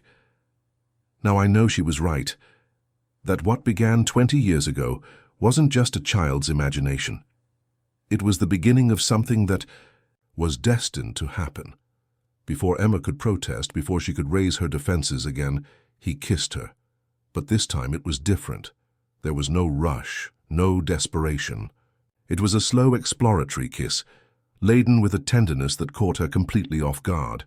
And this time, she didn't resist. Their bodies met in a hesitant but inevitable dance, 20 years of unrecognized longing materializing in cautious touches, in shared breaths, in a primitive recognition that went beyond logic. His hands entwined in her damp hair, while her hands rested on his chest, feeling his heart beating rapidly against her palms. When they finally separated, both were breathless. The air in the building seemed electrified, laden with a tension that was no longer just emotional but deeply physical. "Emma," Ryan murmured against her forehead, his voice hoarse with desire and something deeper. "Don't fight this. Don't fight us." For a moment, she allowed herself to imagine what it would be like to surrender completely. What it would be like to accept that there was a connection between them that transcended logic, that defied all her rules of self-protection. What it would be like to completely trust someone for the first time in her adult life. But then reality imposed itself again. "I can't," she said, moving slightly away, but without completely breaking contact. "I can't simply ignore that you manipulated me to get here, that you orchestrated all this based on fantasies from the past. And if they weren't fantasies, if your mother was right about us, then we'll have to discover that honestly. Without games, without manipulations, without cards up your sleeve that you hide from me." Ryan studied her for a long moment, as if weighing his options. Then, to her surprise, he nodded. "You're right. You deserve complete honesty." He moved away and returned to the chest, removing more documents. "There's one thing I still haven't told you about your mother's accident." The tone of his voice changed, taking on a gravity that made Emma's stomach contract. "What about the accident?" "It wasn't just a fatality. There were irregularities in the maintenance of the plane, problems that were hidden by the airline, and the airline was a subsidiary of a larger conglomerate." He paused, as if preparing to destroy what remained of her world. "A conglomerate that at the time was partially controlled by my family's financial group." The words hit Emma like a slap. She stared at him, trying to process what he had just said, trying to understand the complete implications of the revelation. "Your family," she repeated slowly. "Your family had part of the responsibility for my mother's death. My grandfather was a silent investor. He wasn't involved in daily operations, but you profited from the schemes that killed my mother." The fury that rose inside her was different from anything she had felt before. It was primitive, absolute, directed not just at Ryan, but at the whole absurd situation in which she found herself. "Did you know this when you sought me out?" "I found out afterwards, when I began to investigate the accident, trying to understand what had really happened. And even so, you decided to manipulate me to come here? Decided to kiss me, touch me, pretend there was something pure between us?" It wasn't pretense, it was never pretense. But Emma was no longer listening. The betrayal was complete, absolute. Not only had he orchestrated the whole situation based on childhood memories, but he had hidden the fact that his own family had blood on their hands when it came to her mother's death. "Get out of my way," she said, her voice low but laden with an icy fury. "Get out of my way before I do something I'll regret." "Emma, let me explain." "Explain what?" "How you can look at yourself in the mirror knowing that your fortune was built partially with the blood of the woman you claim to have loved? How you can touch me knowing that your family contributed to making me an orphan?" Ryan tried to approach, but she violently retreated. "Don't dare to touch me again. Don't dare to pretend there's something pure between us when all this was built on a foundation of lies and blood." She headed for the door of the building, but Ryan intercepted her. "You can't leave like this. You can't flee without hearing the whole truth." "What truth? What other bombs are you waiting to drop?" "The truth is that I've spent the last 5 years trying to discover exactly what happened. The truth is that when I discovered my family's connection to the accident, my first reaction was to want to disappear from your life forever. The truth is that I'm here not to hide from guilt, but to try to repair the irreparable." Emma observed him, looking for signs of lying, of manipulation, but there was something in his voice, a raw vulnerability that was difficult to fake. "How do you repair someone's death?" "You don't repair it, but you can honor the memory. You can try to ensure that what remains of her life, you, this place, the dreams she had, is protected and valued. That's why you bought my debt. Out of guilt, not love. For both. For the guilt I feel for my family's negligence, for the love I still feel for her, and for the love I developed for you. The words echoed in the damp building, mixing with the sound of the rain that was beginning to diminish outside. Emma found herself divided between justifiable fury and a reluctant understanding of his motivations.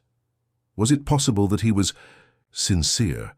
Was it possible that all that manipulation was really a misguided attempt to repair the past?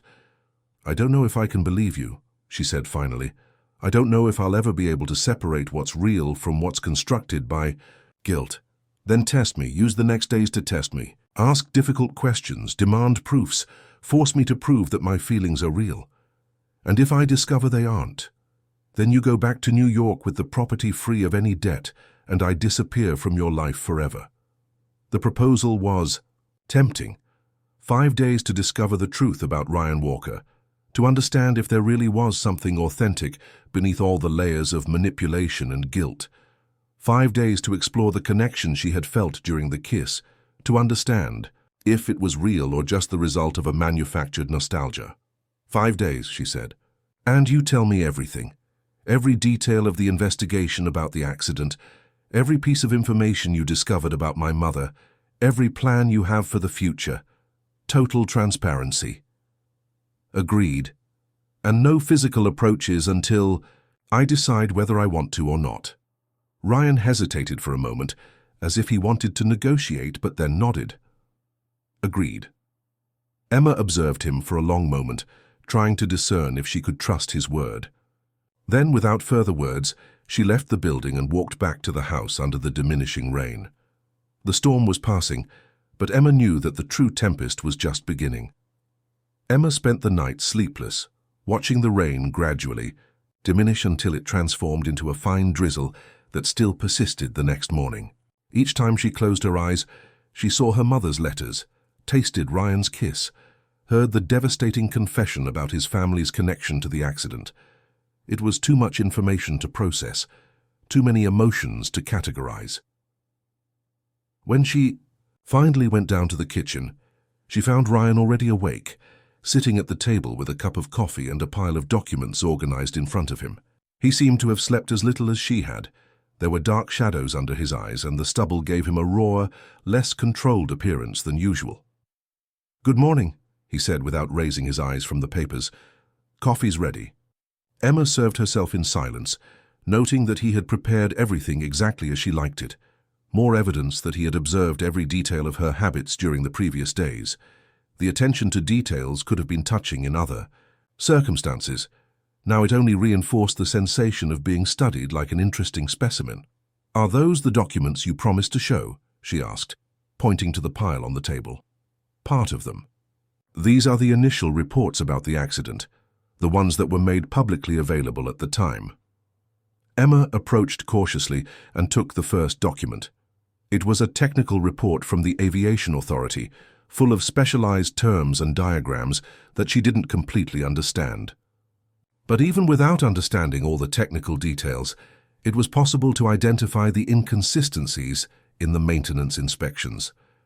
The company responsible for maintenance was a subsidiary of Walker Holdings, Ryan explained, pointing to a specific line in the report. "My grandfather was the main investor. And you knew this when you were a child." "I had no idea. When my parents died, I went to live with my uncle because my grandfather was too old to take care of a child. I only vaguely knew about the family businesses.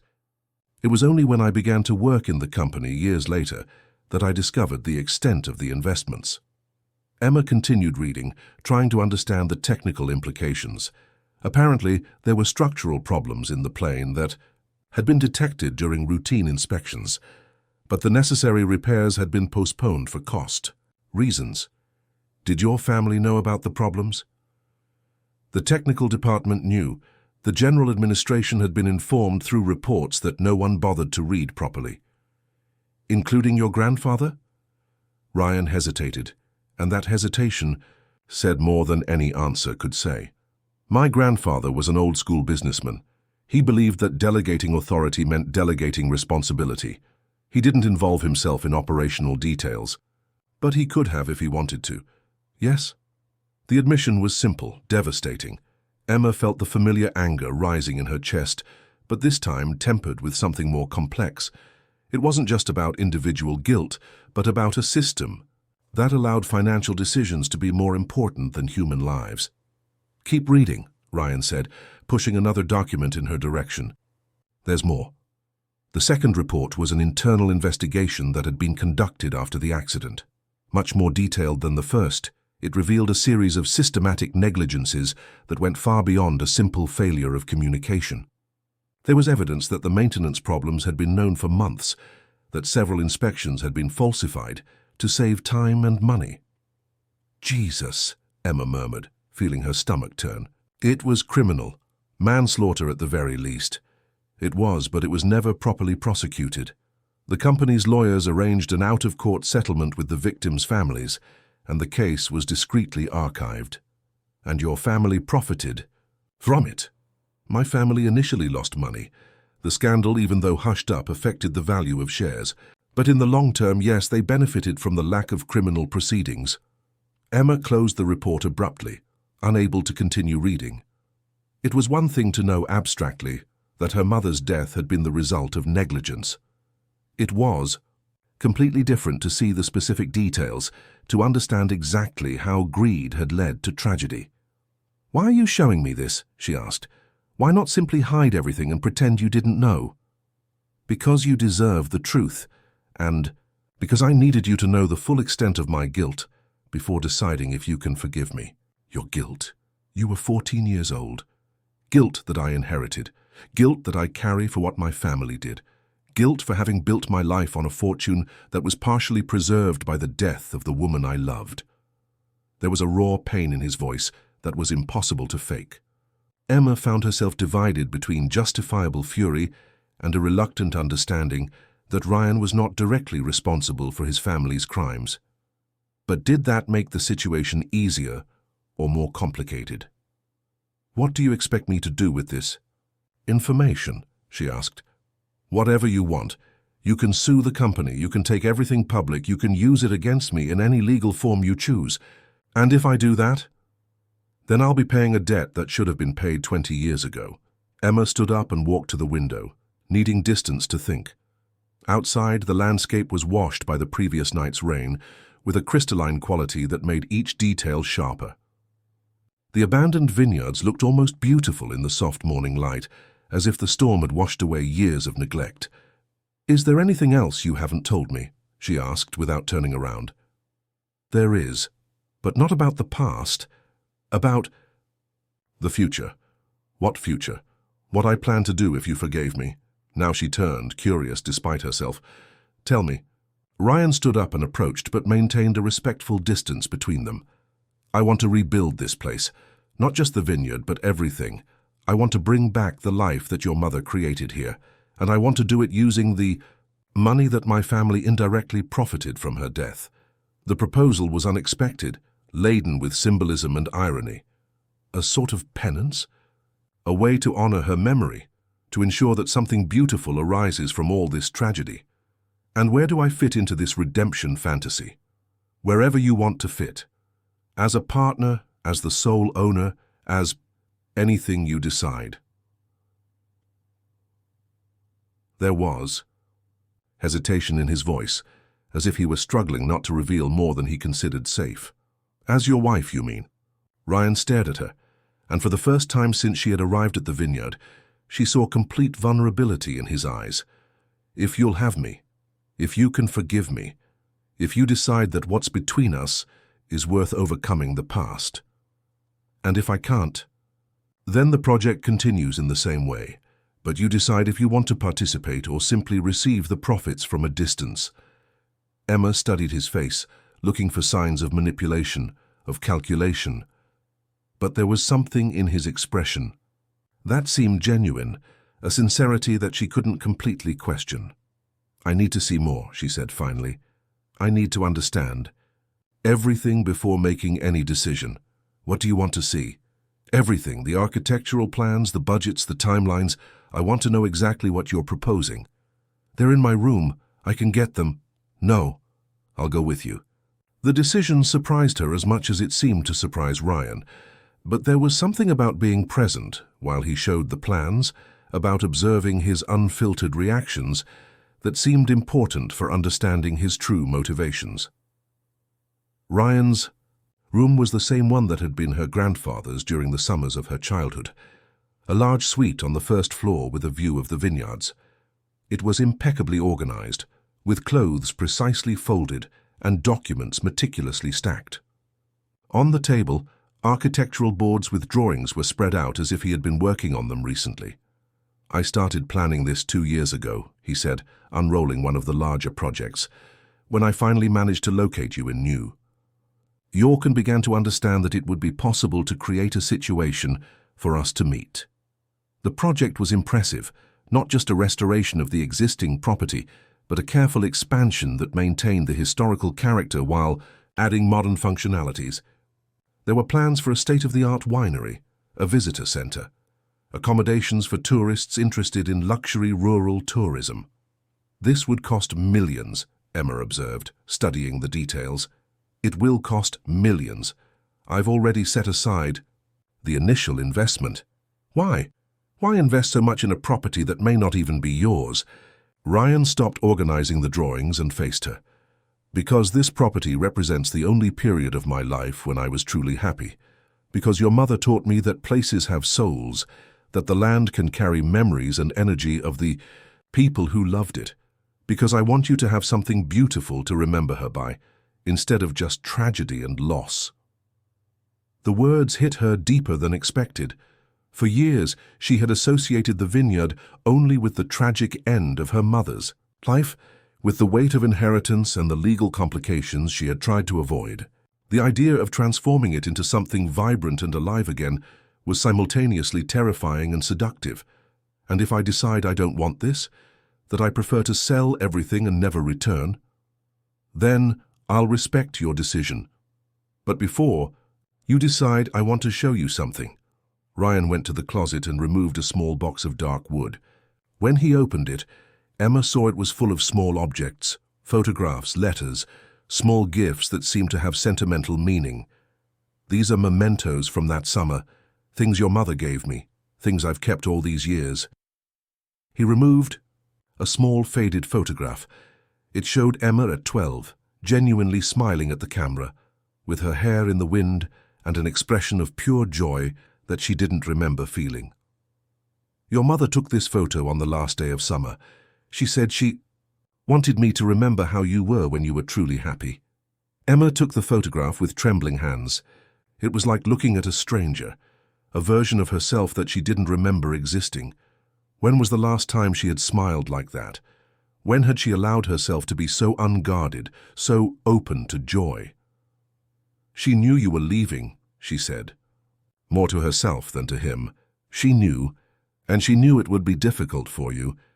"That's why she asked me to promise that if we ever met again, I would try to make you happy again." "You're making this up." "Am I?" Ryan removed another item from the box, a folded letter yellowed by time. On the front, in Isabel Mitchell's handwriting, was written, "For Ryan, in case you find Emma again." Emma opened the letter with trembling hands. "My dear Ryan, if you're reading this, it means that fate has allowed you two to meet again. I hope it's under happier circumstances than our separation. Emma will carry a lot of weight throughout her life. She's a sensitive child who feels everything too intensely, who absorbs others' pain as if it were her own. It will be easy for her to hide from the world, to protect herself through distance and control. If you have the chance to know each other as adults, I ask that you be patient with her defenses, that you see through the coldness to the vulnerable woman she's protecting, that you remind her of what it's like to be truly happy. She was made to love deeply, to create beautiful things, to transform places and people around her, but she'll need someone who understands that her intensity is a gift, not a burden. If you still love her, if there's still something real between you, fight for it. But fight gently, with patience, respecting the time she'll need to trust again. And if she decides there's no future for you, accept it with grace. Sometimes loving someone means letting them free to choose another path. All my love and hope, Isabel. When she finished reading, Emma was silently crying. It was like receiving a message from her mother through time, one last piece of advice about how to navigate love and life. And it was simultaneously comforting and devastating to realize that Isabel had predicted so much about how her daughter would develop. She knew, she murmured. She knew exactly how I would become. She knew you better than you knew yourself, just as I'm learning to know you. Ryan approached and, hesitantly, extended a hand to wipe the tears from her face. This time, Emma didn't move away. There was something about her mother's letter, about the vulnerability of the moment, that made physical proximity almost necessary. "Why did you keep all this?" she asked. "Why did you carry these memories for so long?" "Because they were the only real things in my life. Because in a world full of superficial relationships and connections based on interest, you two showed me what true love was." "And now what do you expect to happen now?" Instead of answering with words, Ryan leaned in slowly and kissed her forehead. It was a tender gesture, almost paternal, but laden with an intimacy that made her shiver. "Now I hope that you decide to trust me, that you give a chance for us to discover if your mother was right about us." Emma closed her eyes, feeling the warmth of his breath against her skin, the masculine scent she was beginning to associate with safety instead of threat. Was it possible? Was it possible to overcome all the manipulation, all the pain of the past and build something real together? "I'm afraid," she admitted in a low voice. "Of what?" "Of repeating her mistakes, of loving so much that I lose control over my own life, of discovering that I'm capable of feeling things I don't know how to control. And what if you discover that control is overrated, that some things in life are worth the risk of losing control?" Before she could respond, before she could convince herself it was a bad idea, Emma turned and kissed Ryan. It wasn't a hesitant kiss like the previous ones, but something more urgent, more desperate. As if all the tension of the last days was being released at once. Ryan responded immediately, his hands moving to frame her face, deepening the kiss with a passion that seemed to have been contained for years. It was as if 20 years of longing were manifesting in a single moment of physical connection. When they finally separated, both were breathless.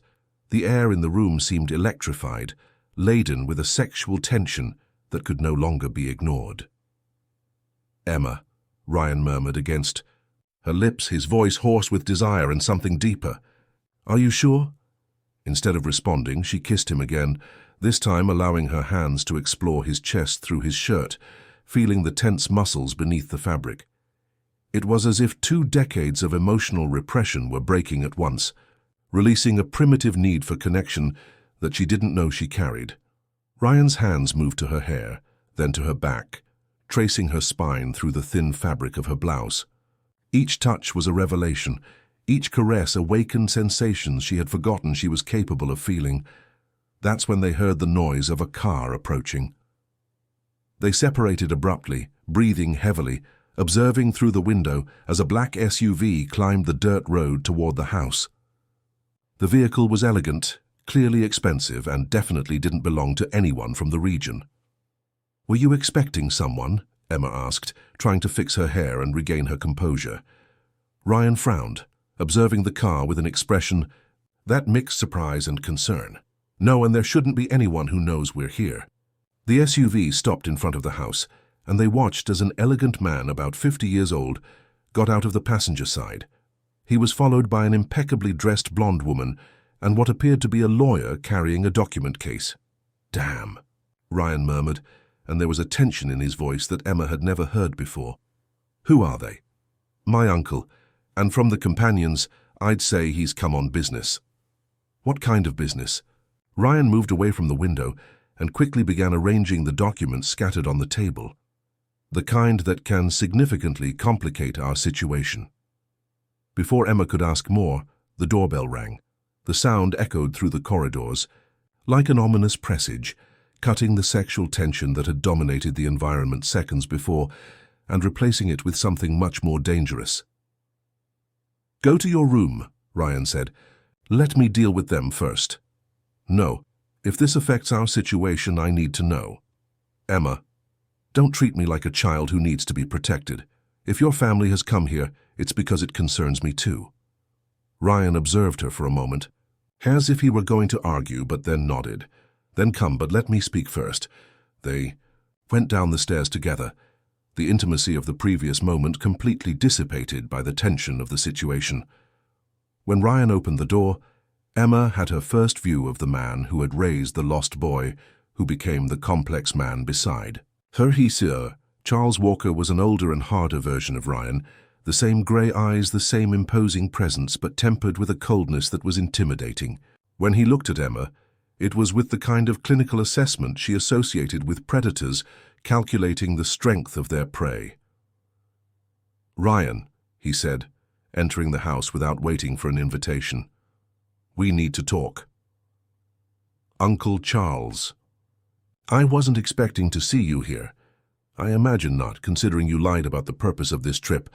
The older man observed Emma with renewed interest, as if he were connecting dots he had only suspected before. "So you're Emma Mitchell, Isabel's daughter."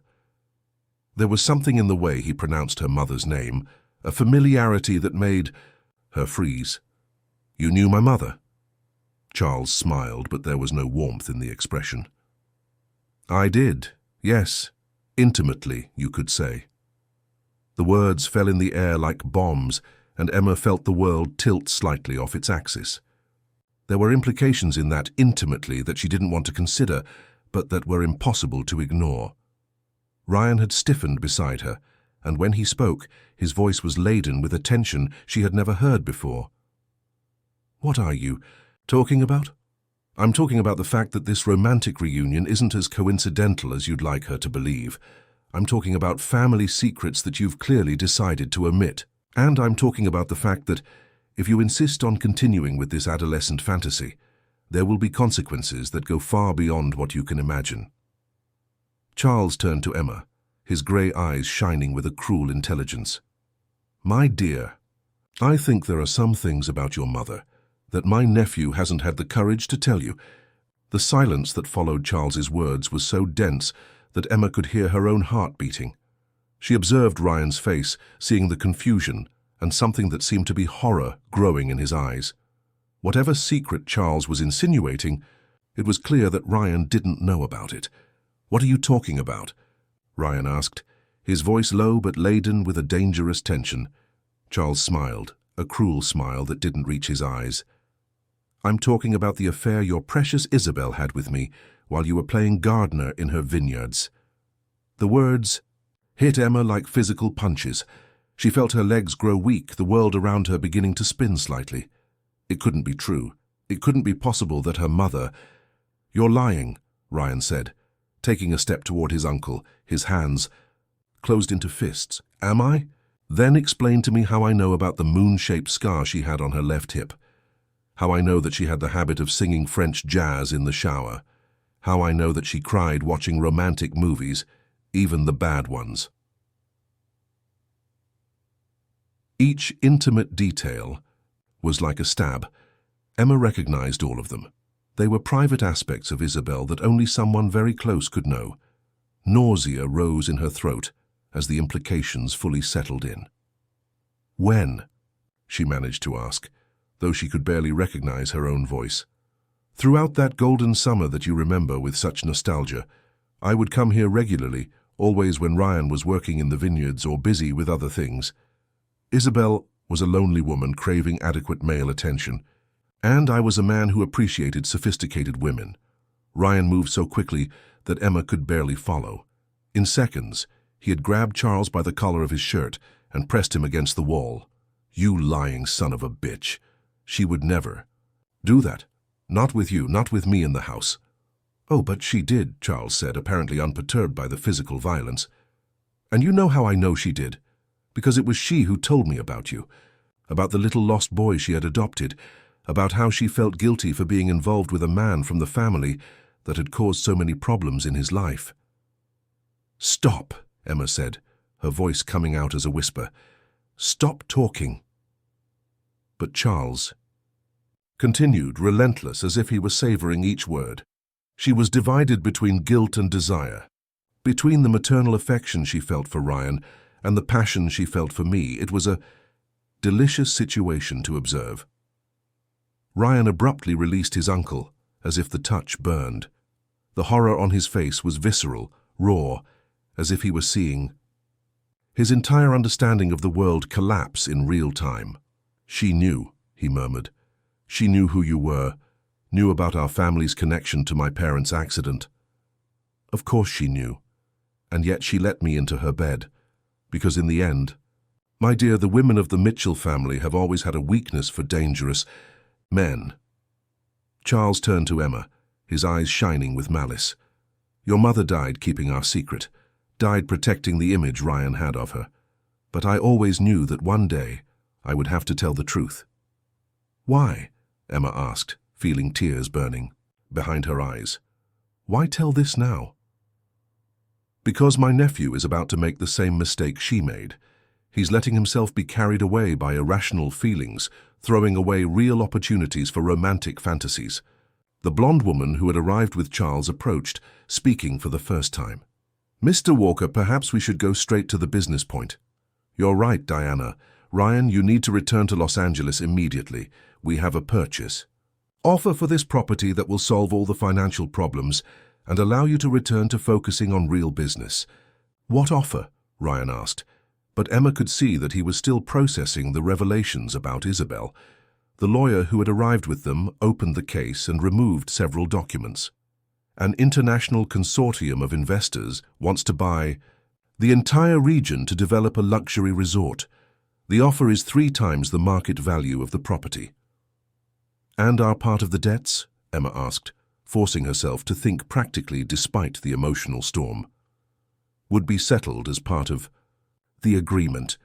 You two would leave with a substantial amount and no legal responsibility." It was the perfect solution on paper. Emma could return to New York with enough money to never worry about financial security again. Ryan could return to his business without the emotional weight of the past, all problems solved with a simple signature. "And if we refuse?" Ryan asked. Charles smiled, and there was something predatory in the expression. "Then I make the truth about Isabel public. About the affair we had, about how she lied to you for months, about how the saint you idolize was actually a woman who betrayed the trust of a child who depended on her." The explicit threat was like a slap in the face. Emma immediately understood that Charles had carefully planned everything. He had let Ryan develop feelings for her, had allowed him to build an entire fantasy about honoring Isabel's memory, only to then destroy everything with devastating revelations. "You orchestrated all this," she said, the realization coming like a cold wave. "You let Ryan buy my debt, let him bring me here, all to create a situation where you could force the sale. I'm a businessman, my dear. I always look for ways to maximize returns. And if the story about my mother is a lie, if you invented all this to manipulate the situation?" Charles laughed, a low sound without humor. "You want proof? Diana, show them the photographs." The blonde woman opened a second folder and removed a series of photographs. Even before seeing them clearly, Emma knew they would be devastating. And they were. The images showed Isabel and Charles in unequivocally intimate situations, romantic dinners, passionate kisses, moments of tenderness that were impossible to fake. In one of the more recent photos, they were in the bed of the main suite of the house, embraced in an obvious post-coital moment. Ryan picked up one of the photographs with trembling hands, studying it as if he could make the image disappear through the force of will. "This doesn't change anything," he said. Finally, but his voice was empty without conviction. "Doesn't it? Your precious Isabel was lying to you about everything. She was using you as charity work while having fun with the man whose money was stained with the blood of your parents. How does that not change anything?" Emma watched Ryan collapse in real time. She saw the pain, the confusion, the sensation of absolute betrayal settling in every line of his body. Everything on which he had based his adult life, the idealized memory of Isabel, the belief that he had been loved unconditionally, was being systematically destroyed. "Ryan," she said softly, trying to reach him through the emotional storm. But he moved away from her touch, as if the contact burned. "How can I trust anything I feel for you?" he asked, his voice broken,